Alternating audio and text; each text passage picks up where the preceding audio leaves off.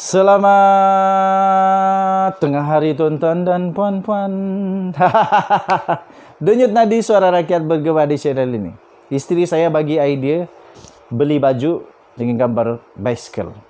Kenapa nak pakai bicycle? Supaya kita tahu katanya bahawa hidup kita ini bagaikan roda bicycle.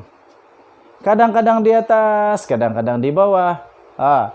Kadang-kadang di atas, kadang-kadang di bawah. Life is like riding bicycle. Betul. Hidup ini bagaikan memandu ataupun menunggang bicycle. Kalau kita tak teruskan, kita confirm jatuh. Susah manapun teruskan hidup, barulah kita tak jatuh. Tapi kalau kita berhenti, bicycle itu pasti jatuh. Macam mana tahan pun, boleh tahan, tapi akhirnya pasti jatuh juga.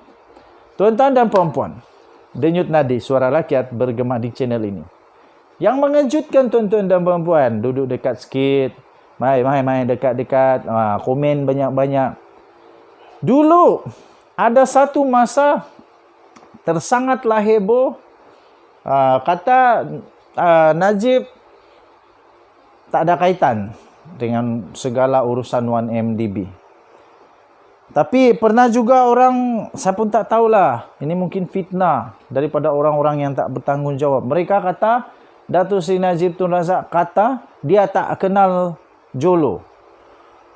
Banyak orang kata Najib tak kenal Jolo. Tapi sebenarnya, sampai sehingga ada satu artikel saya baca, Datuk Seri Najib Tun Razak kata, tolong keluarkan mana link yang Datuk Seri Najib Tun Razak pernah cakap, yang dia pernah cakap dia tak kenal Datuk Seri Jolo. Maksudnya, Datuk Seri Najib Tun Razak tak pernah mengaku dia tak kenal Jolo. Tapi ramai orang yang cuba untuk fitnah, rasanya. Tak tahulah betul atau tidak. Tapi pernah juga nenek saya cakap, pokok tak akan bergoyang kalau tak ada angin yang tolak. Kecualilah ada orang goyang dekat bawah. Okey tuan-tuan dan puan, ternyata memang betul Datuk Seri Najib Tun Razak memang ada bisnes, memang ada hubungan dengan Jolo. Kalau benar apa yang disebut oleh bekas pengerusi 1MDB.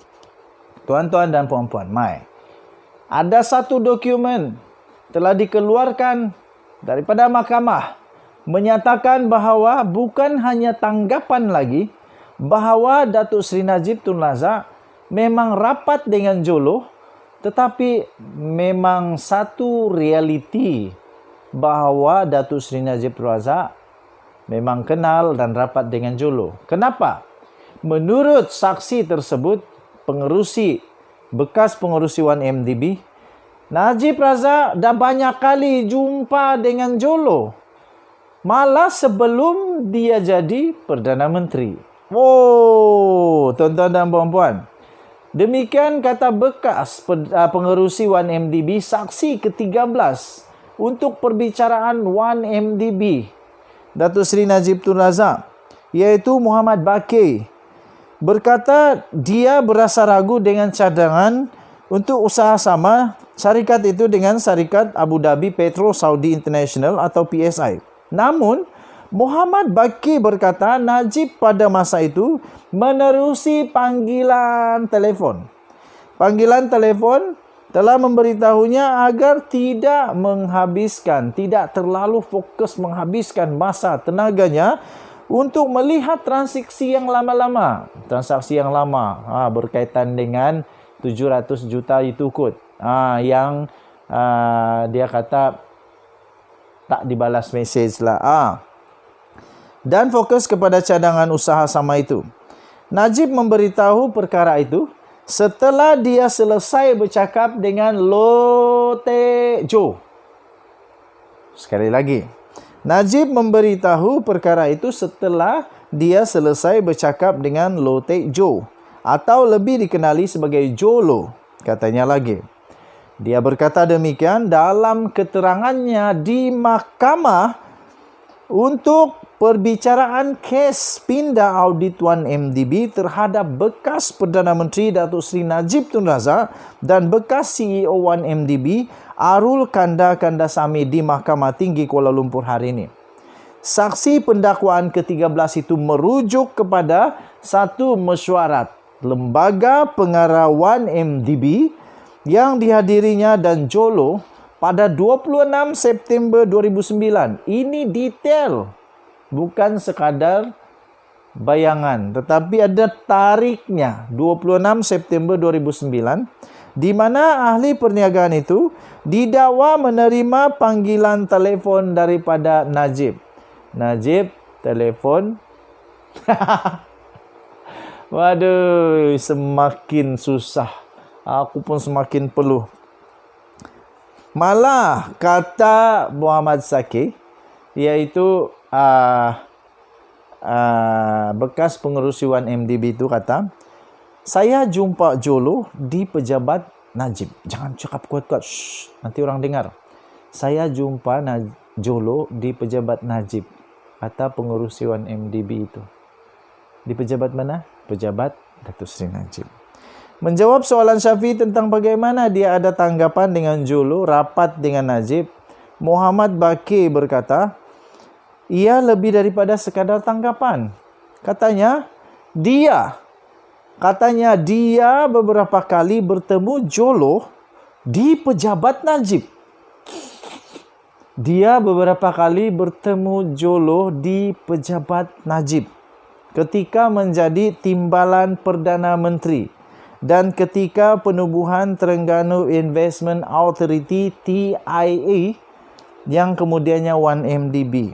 Tuan-tuan dan puan-puan, ketika tempo pra 1MDB, iaitu baru nak pikir ni nak buat 1MDB kat dak ni, nak jadi tak jadi dak, nak jadi dak. Najib adalah timbalan Perdana Menteri dan Menteri Dalam Negeri. Kata Muhammad Bakir, ketika dia berurusan dengan Datuk Seri Najib Tun Razak sebelum dia menjadi Perdana Menteri, dia telah bertanya tentang peranan Jolo di TIA. Katanya, Najib mempertegas tentang hubungan Jolo dengannya agar dia bekerjasama dengan Jolo untuk mewujudkan pengurusan TIA. Najib yang beri arahan ke? Mahkamah sebelum ini diberitahu yang kehadiran Jolo tidak direkodkan. Dalam prosiding di depan Hakim Muhammad Zaini Mazlan sebelum ini, Bakir berkata, Najib tidak membalas pesanan teksnya. Inilah ni. Najib tidak membalas pesanan teksnya di mana dia menyuarakan kebimbangan berhubung dakwaan sebanyak 700 juta US dollar dana 1MDB yang telah dilencongkan ke syarikat lain. Najib kena jawab yang ini. Ketika pemeriksaan balas dengan Peguam Muhammad Syafiee Abdullah hari ini, Bakir berkata walaupun dengan kebimbangannya terhadap beberapa isu seperti penyelewengan 700 juta US dollar itu, Najib memberitahunya agar tidak terlalu menghabiskan banyak masa terhadap transaksi yang telah berlaku. Yang 700 juta lah kot.